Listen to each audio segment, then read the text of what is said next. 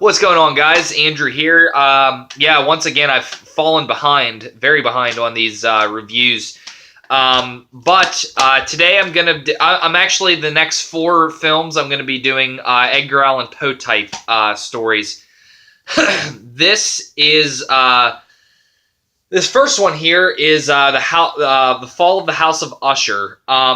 Now, this one's an interesting one because it's actually in color, and it's 1960. I don't know how many films were actually shot in color in that era.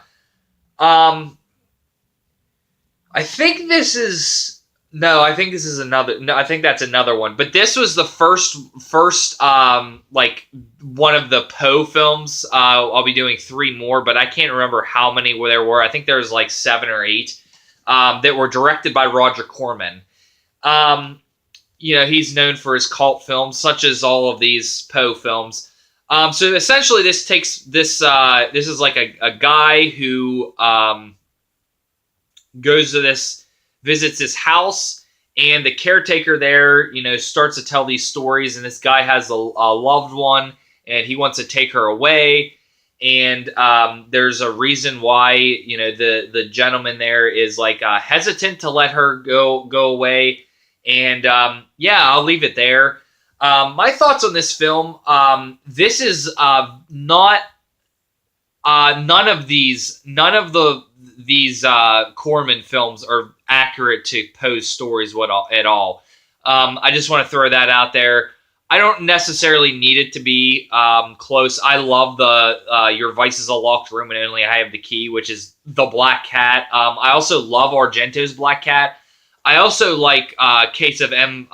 Baltimore, which is the one that Romero did. I basically like the Two Evil Eyes. And this one's no different. To me, what I don't really... They're all essentially the exact same story. Like, I've watched 3 other ones, and to me, to be honest, they're very, very similar.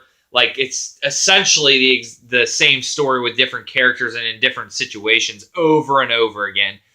But to be honest, this one I had a lot of fun with. It's one of those ones where I would watch this every Halloween season, not because it's a Halloween film, but because it has that perfect eerie presence to it. It's not like that ominous, like quiet, but breeze kind of thing. Like that kind of stuff. Like I fall in love with that. So for the mood of this film, I thought it did a really good job. For the characters, I think they were fine for what they were. They were pretty well developed. They weren't all that interesting, but for the story that this was, I thought it did a fine enough job. There's not much more to talk about. I think it's well shot. It's well acted. Vincent Price is in all of these films essentially, and he does a fantastic job.